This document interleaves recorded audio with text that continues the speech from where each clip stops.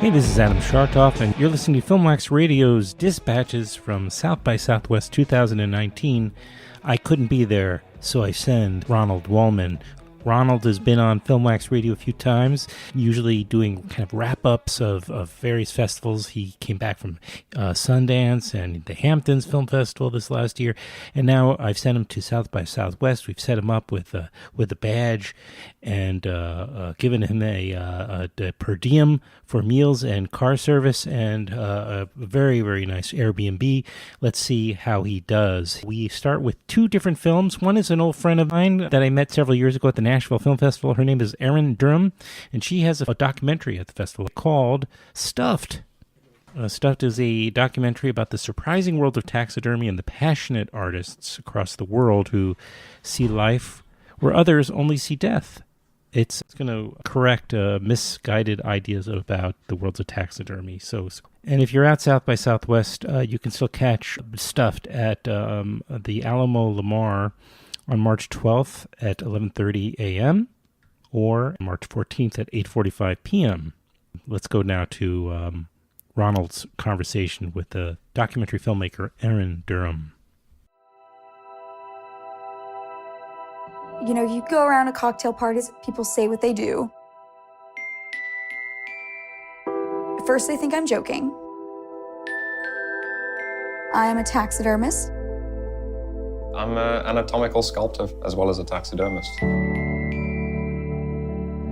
It's almost like learning that somebody you just shook hands with is a mortician. And then, of course, there's the people that immediately think that I'm killing things, and I've never killed anything in my life. I was blown away by the beauty of the material, what you can do with skins and animals, and you know where it's from. Give the credits where it belongs, in nature.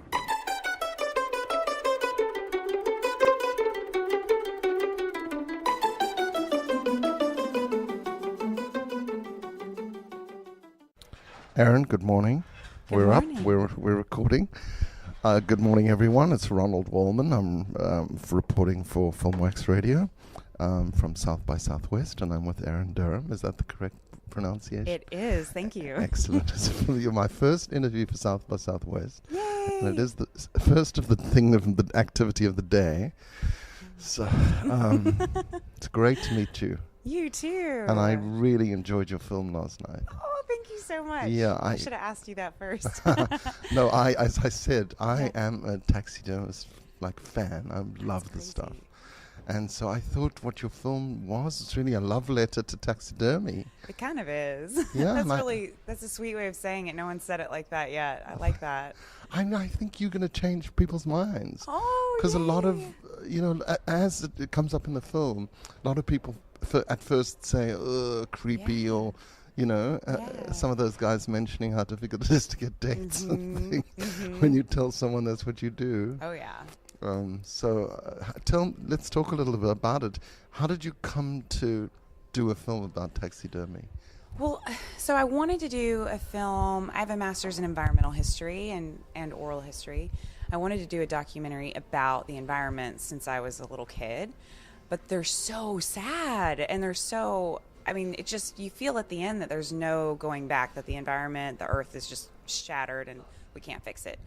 I wanted to do something fun and edgy. I've done music documentaries before, so I knew I wanted to go in the art side of nature. I just didn't know how.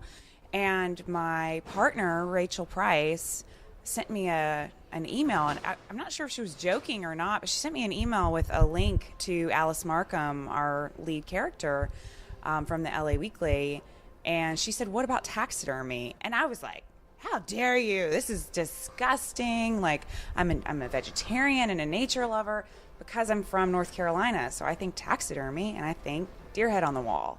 And it's not a pleasant thought for me. But she's an archivist and just a brilliant person, and so I knew not to discredit it immediately. I did research all weekend for about 2 days, 3 days, and by the end of it, I was just in love with how difficult it is to do this art form, how incredibly scientific it is, how they have to be scientists as well as artists on the highest level. Right. It is truly remarkable, these people. And Right. on top of that, most people think that they are terrible people, or a lot of people think that, have Right. that misconception about them. So they're creating this art in this very intricate, detailed, difficult way, and not being treated like the typical artist, like a famous you're person. not getting that respect and Not acclaim. getting any respect. Yeah. And so I just wanted to know why these people do that.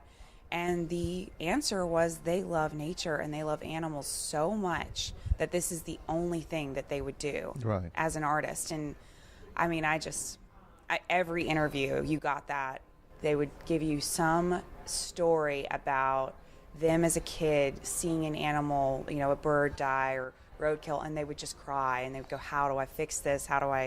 And it just makes me tear up thinking about how Right. much they love nature. They love nature like I do. It's such an interesting way to look at taxidermy through those lenses. Yeah. Like, it opened my eyes, and I'm a fan, but it's suddenly like, oh my God, Yeah. a portrait of the people behind the scenes is a great way to introduce the art form. So I Thank appreciate you. that film. And this film is so expansive. It's so global. Yeah. You traveled a lot. You covered a lot of ground. Yeah, I realized the first interview we did, so when I first started the film, I already had funding. I had Rachel, my exec producer, but nobody would sign on to help me. No producer, nobody. I had my crew, my typical crew, Jan Bolsters, my DP, and we have our people. So that was covered. But you need producers to help Right. you and kind of help you creatively, and nobody would say yes. Everybody in LA I reached out to that I've worked with before said, no way. So Rachel and I decided to film the first 10 days and do a teaser and then go back to people. And after that, everybody said Right. yes. Everybody I wanted said yes. And that's when I realized I had something really special. Yeah. And went to Rachel and went to some festivals for advice and said, this has to be a global project. We have to at the very least go to Europe. And then Africa was just a fun last minute thing where the taxidermists were like, we really want to go do this project where we're mixing European art with African art in a very real, authentic way, and they want to do it in Africa. So they actually brought spears that were traditional African spears that had been sold, 100 years ago in Holland. They brought them back to Africa. Wow. And I just they got off the plane and they were laughing about it. And I was like, no, this is emotional. Right. This is amazing. That's great.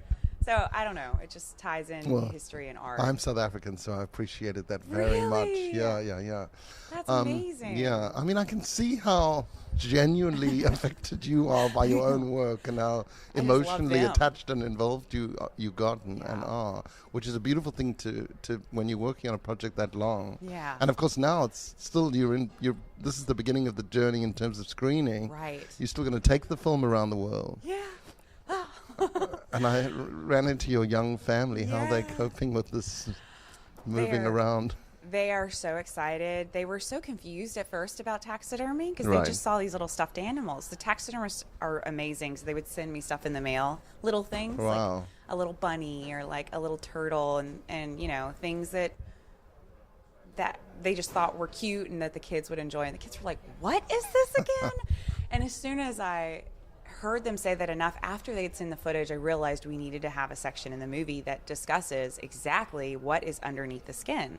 Because if my kids who have seen me do this process over and over again didn't know, then I wasn't telling the story Exactly, right. yeah. So I had to do the gritty under the skin part, which gave me the EBGBs the first time I saw it, and then after that, Yeah. I helped.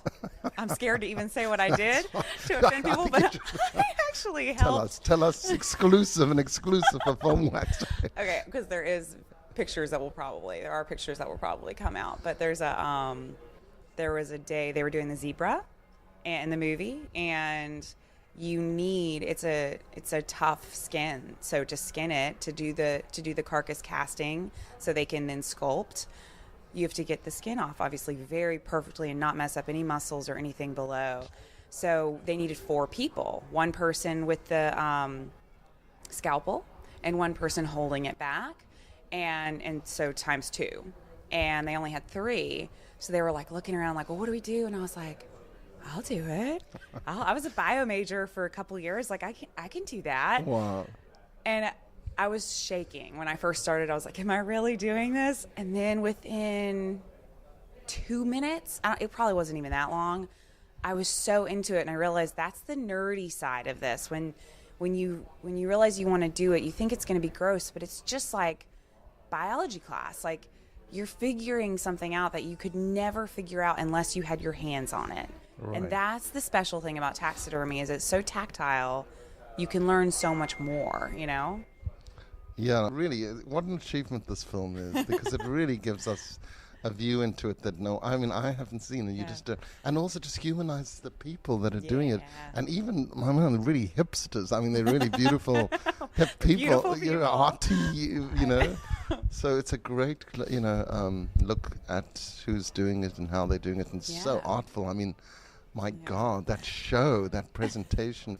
So there are these shows every year that people enter their work? Yeah, that's so taxidermy in general is it used to be a very secretive community, because there were no products out to help these people. There was no market for it, so no industry. So they had to invent all of the materials that they used. They were their own inventions. So you can imagine, as artists, they're very protective over that stuff. I think it was about 15, 20 years ago, everybody in the industry that, they were in their 30s at the time, were just like, this is so stupid. Let's start sharing our information. So that's what the competitions are. They're a means to teach and to teach each other and to collaborate. The actual award part, it's only started in the past couple of years that's affecting the industry, in that Smithsonian, the Natural History Museums will go to these conventions and see who is the person creating the best work. That's how quite a few people have gotten their start in the past few years, because now Natural History Museums do not have a taxidermy department, let alone a taxidermist on staff. So there's one left, LA Natural History Museum. So and New York, no. Wow. But the guy that we filmed him in the movie. He's the taxidermist for LA, the American Museum. Right. Yeah, LA is Tim Bovard. Oh, right. The American Natural History Museum, which has the most, I think, extensive taxidermy collection. That's where Carl Akeley's work is. That's where Teddy Roosevelt's work is. I mean, a lot of work goes into those pieces to maintain it, but it's all contracted. So, because there's just, it's not, like you've said, a lot of people don't like it, don't care about it. It was an old art form. So, but I feel like now that, and we've seen your film, that has been elevated to such a high level that it's now becoming part of fashion. I know I read somewhere that, is it Amelia? Alice. Alice's work's part of a Gucci campaign. Yeah, it was a Gucci perfume ad, which I was sad about, because I was supposed to get that piece. Oh no, really? Was it one of the birds? It was the beautiful, gilded roses with the birds going up, the European starlings. Right. It's incredible, and Gucci saw it and said, that's all of the scents of our perfume, and they wanted to feature it in their ad. And Marie Claire, I think, made actual diffusers, or was it Bergdorf Goodman, made diffusers out of Alice's birds. Wow. Or had them be a part of it. And she's been in Vanity Fair.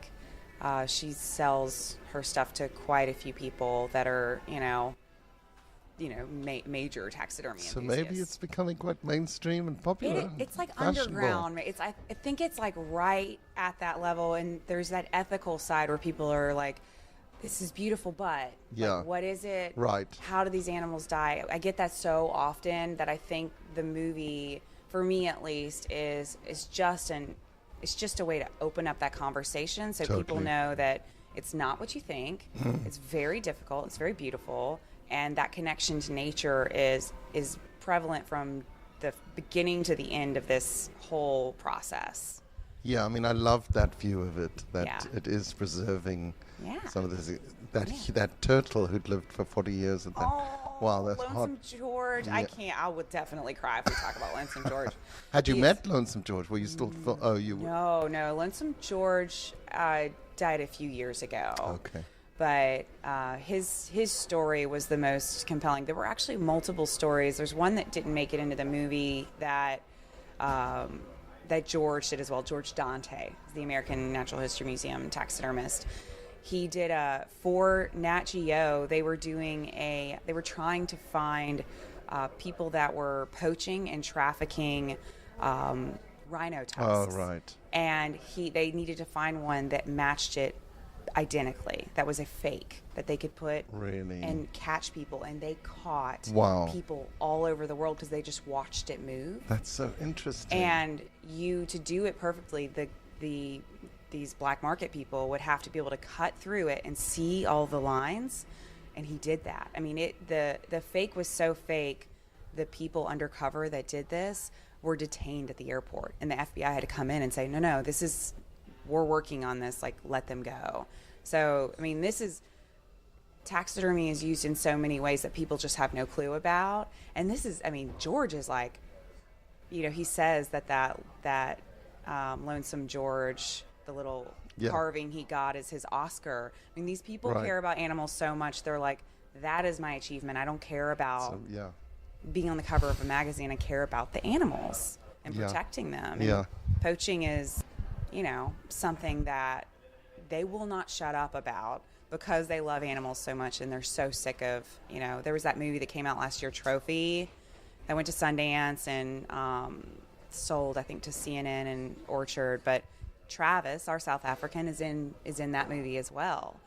He's just angry at the end, saying, if poaching, continues, at least taxidermists will you'll get to see what an elephant once looked like. He's just so mad. He's like, somebody fix God, this, it's terrible. I know, Jesus, to live with that. But are any of the people that worked with you, I mean, the actor, the taxidermist with you here in South by South? Alice is coming. Oh, wow, that's amazing. And Remington and Dakota, the younger people that were in Iowa, they're here, and they've all brought pieces. Oh, amazing. That's Alice great. brought 3 that are in the movie, including the armadillo. That must be very difficult to travel. Yeah, we have to have all the tags because they have to be, like, Fish and Wildlife monitor all animals even after death. Really? That's interesting. Right, always. So you can't, like Alice says, like, if a bird dies on your property, you can't taxidermy it. Like, you have to have all these official papers, and if it's even remotely not just endangered but protected, you can never touch it. It goes to Fish and Wildlife, and then they take care of it. So it's a very, like, regulated. That's good. It's great. They love that, and they want more people to know about how regulated this stuff is, especially birds. But yeah, the armadillo, people are going to get to hold and take pictures with, and I'm excited because it's really, armadillos are creepy. When's the premiere? Tonight. Oh my God. I'm so excited. Nobody's Nobody's so seen exciting it. that I'm talking to you on the day of your premiere. Nobody's seen it. Not one. I mean, Oh, my fiance hasn't seen it. My kids haven't seen it. that is so exciting. Yeah. I'm very excited. And- The taxidermists haven't seen it. Oh my God, they're They're gonna gonna so freak love you out. forever because you've done an amazing work for them. And they were very nervous that I was. Of The only course. things that have happened in taxidermy have been mocking them. Right, exactly. Or showing how weird they are. And that's been the biggest thing with press, is explaining this is not weird. Like, I'm not Yes. making them weird. Well, Like, if anything, you're giving them such respect and appreciation. Yeah, they that deserve they've it. Never, they do deserve it. I agree with you. And that comes through in the way you filmed this film. I mean, from the opening credits. I mean, that sequence, the credits sequence Oh, is did you like beautiful. it? I loved that. Oh, yay. So that was originally created for the film. Absolutely, and it was the way this all started. I first came up with the music with Ben Lovett, and we sat down well before we started filming to come up with how it sounds, because I care more about music, I think, than anything in a project. I think that helps the emotion. And then I had this dream that a bird came back to life, and you saw all the insides of it. And I have spent the past 2 years working with multiple illustrators and animators to figure out how to do it with very little success other than Kirsten, who she works with Steven Spielberg. She's his illustrator, and she did the illustrations that's great. for the intro. So as like a favor, basically. No, I saw that. They're beautiful. Because she was just so excited about anatomy and animals, and she was incredible. But yeah, my friend Robert Klein kind of saved me last minute 2 weeks before the DCP was due. And I said, please, this intro is not how I want it to be. We have these incredible illustrations. Help me. And he just stopped everything. Oh, that's amazing. And and because so, it's a beautiful, it sets the tone so beautifully. I really love that. And then just the way, the whole film, there's a lovely pace about it. That watching it is almost, it's just such a relaxing experience. I thought it was really beautiful, like just the pace, the pictures, the imagery, the way you shot it. There's a certain kind of slow-mo kind of, which just really just takes you, and it's like a poem. I love that. Yeah, thank you. I mean, you must have thought a lot about how to present this as a story. Non-stop. Yeah. Really non-stop, because it is, I'm coming at it from the perspective that the person sitting down doesn't know taxidermy or doesn't even appreciate it, doesn't like it. So I want to make sure that they feel comfortable. Right. You know, like a mother, I'm like, I want you to feel safe. Yeah, well, that's amazing, because that comes through. It's such a nice experience for the viewer. I really felt that. Thank you. I think that's quite an achievement. Thank you. Yeah, particularly that makes around. me really happy. Yeah, I'm sure you're going to get a lot of this because you've really made a beautiful film. Oh, you're going to make me stop it. Thank you so much. And I'm so pleased that we got to meet. This has been amazing. Thank you. you. And I wish you a great experience here. Yes. And everything you wish yourself.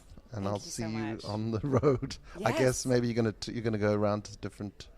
Definitely. Festivals and things? Yeah, we're hoping to. We sent some, we've obviously like put our stuff out to quite a few places, hoping to get a nice 6 to 9 month festival run. That's my goal, because it's really the best way to get films like this out. Yeah. So I'm hoping we get to do that. It's great, Erin.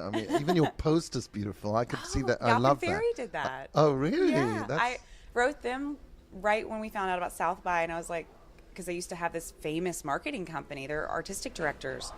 So I was like, can you please? Like, I don't know how to ask because I know you're busy, and they sent me maybe 15 options within 2 days that were, everything they sent me was a piece of art. That's amazing. I just couldn't, so. It's so great that you have all these friends. If they like the movie, they'll still be my friend. No, it's amazing. And really well done. Thank you. Thank you so much for talking to me. Thank you. Goodbye, everybody. Bye. And thank you for joining. Bye.